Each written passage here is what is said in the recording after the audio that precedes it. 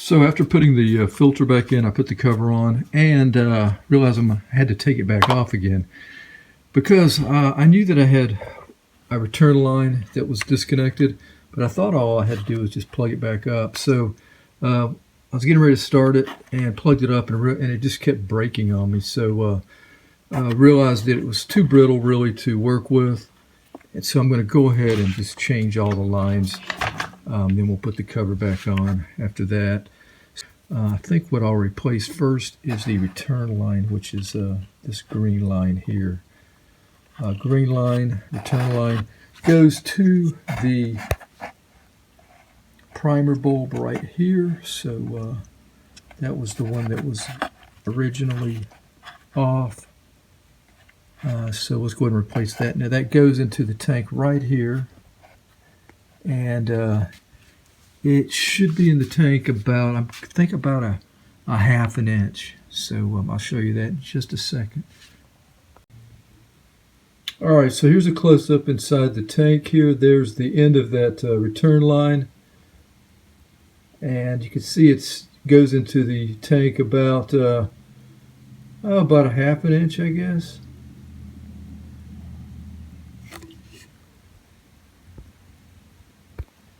So let's do that one first. So I'm just going to pull it through the tank here, and I'm sure that's going to be pretty snug there. Probably need to get some pliers. So let me grab some pliers here.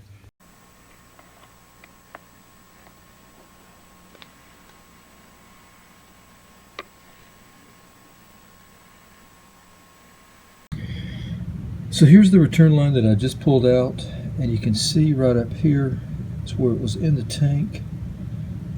Here is the new one that I'm going to try to use here. So I'm going to mark the new one right around here, which is just about the same distance, a little bit more than where the green was at. So that's how far we're going to have it. Once I see the red coming through the tank, then I'll stop, and so I should have about a half inch left in the tank. On the other end of the line, I've cut it at a sharp angle here, and I want to put a little hole through one side, the other side. I'm going to get a little small drill bit and just drill a little hole through that, and I'll show you why in just a second.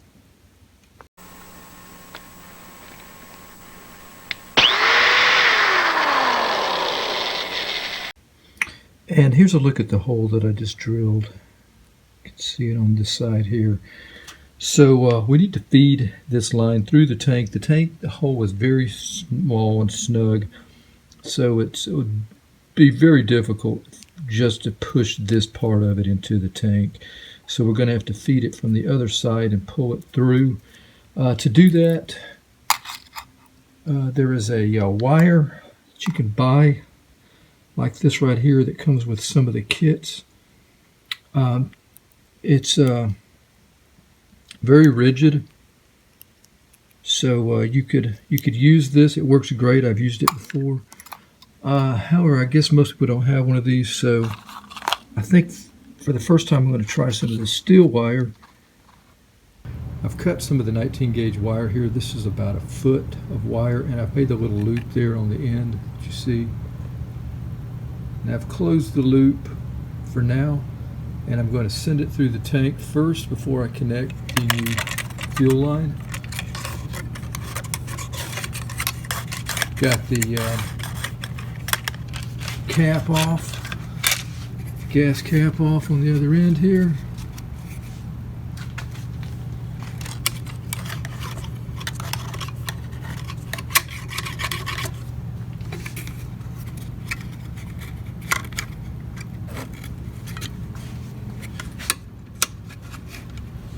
And feel it. Trying to do this.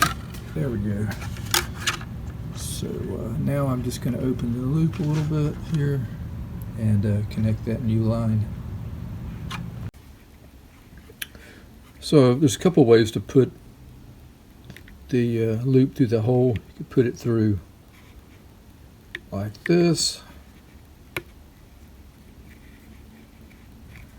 That should probably work okay. I think I'm going to put mine through from the outside.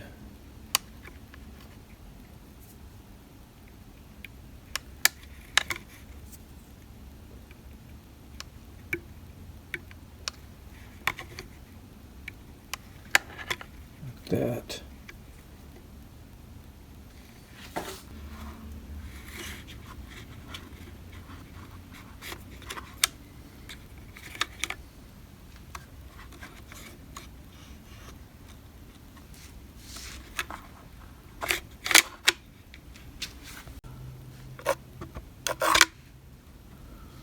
All right, and I'm just going to pull it until you see that red line that we marked.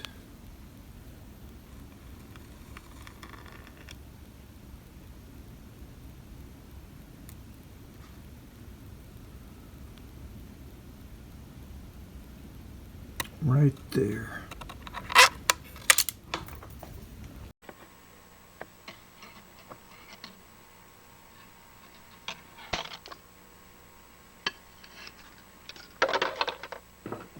So I'm going to connect the line now to the bulb and make a correction here. This is actually a purge bulb, not really a primer bulb. So when I push the bulb here, fuel is actually going back into the tank, and then when I let the bulb up, it's creating a vacuum and sucking it from the tank to the carburetor. So you can see there's two nipples or two connectors here. Here's a long one. Let's get a better shot of this. Here's a long one, and then here's the shorter one. The line that I just changed, I'm going to connect it to the long nipple there, right here. And let's go ahead and check the primer bulb. So if I push the primer bulb down and I push it down, air should be coming out of the longer. I really can't feel that because my thumb's not that sensitive, but if I push it down and hold the end of the small one there, it should not allow the bulb to go back up. Otherwise, if it does allow it to go up, then there's some cracking. It's not sealed very well. So let's try that out. So I'm going to push it down, put my thumb over here. Okay. I don't think it's good, guys. Let's see. Let's try it again here. Push it down.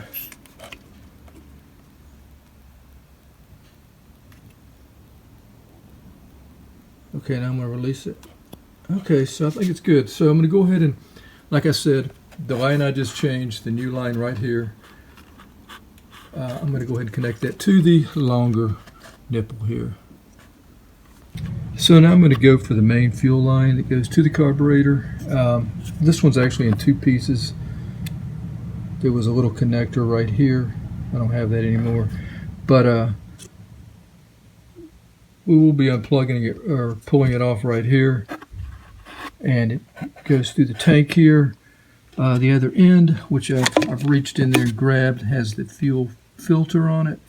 So just from the fuel filter, I'm going to go ahead and pull it. Hopefully I can pull it out without it breaking. I probably need to spray a little lubricant on that.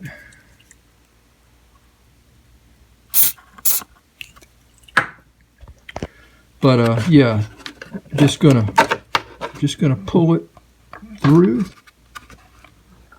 the tank, and it's not really moving. Let's see if it'll.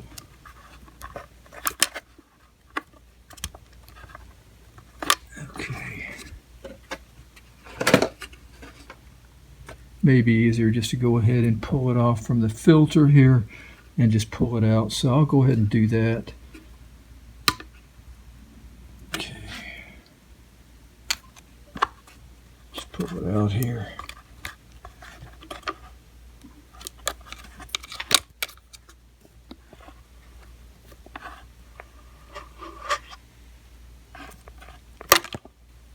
Okay, and we'll just set up the wire on my new hose here, or my new fuel line here. I've already got the hole drilled there, cut it at an angle. Here's a little loop on the end of my wire, so I'll loop it into that hole, and we will feed the wire through the tank.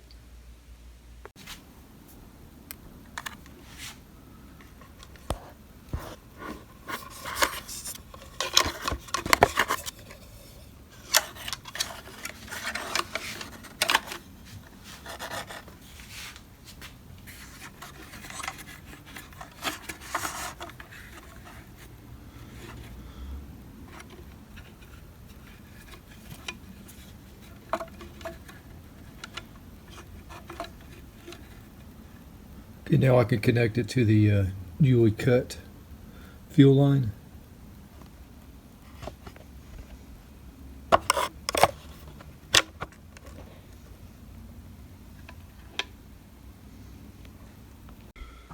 So now the goal is to continue pulling it through until I just have enough that the fuel filter, which I haven't put on, I'm about to put on, will lie right in the deepest portion of the tank right here. So got a good ways to go before I'm there. So I'm going to go ahead and pull it through, put this filter on it, and yeah, go have it lay bottom here.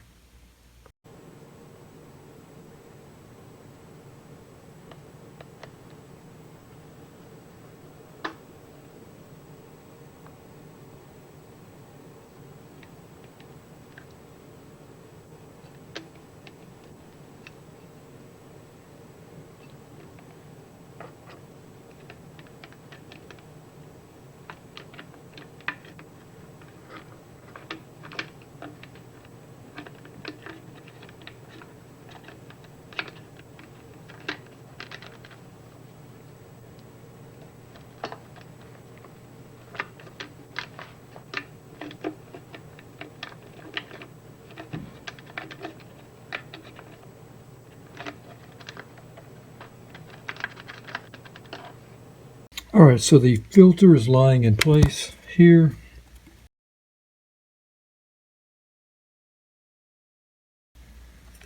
And here's the other end.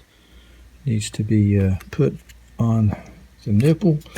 Let's go ahead and take the old one off here.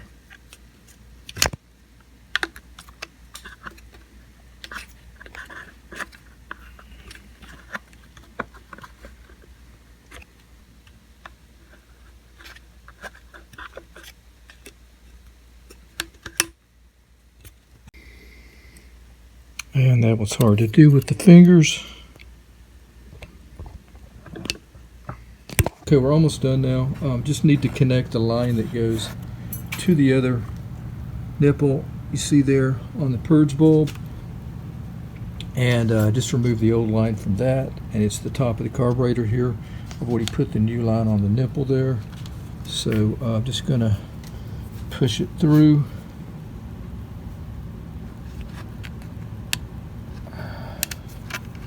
Sorry for the camera work. There we go.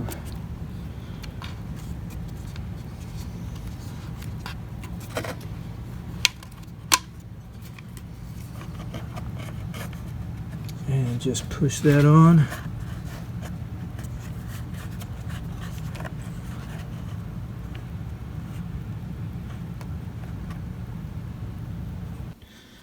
So that'll be it for replacing the fuel lines on the Bilt TB20CS trimmer. I'll go back over, show you kind of what we've done here. Started out with the line here that goes into the tank. This line is connected to the purge bulb from the longer nipple goes right in here, and it's in the tank about a half an inch. And then this main line that I replaced that has the fuel filter on the other end, fuel filter is down at the bottom of the tank. This line goes through here and then connects on the bottom of the carburetor. And then to connect on the smaller nipple of the purge bulb, I've got a line that goes to the top of the carburetor, and it goes through here. Anyway, hope it's been helpful. Not too hard to do. Yeah, good to go. So thanks for watching. Until next time, have a great day out there and take care.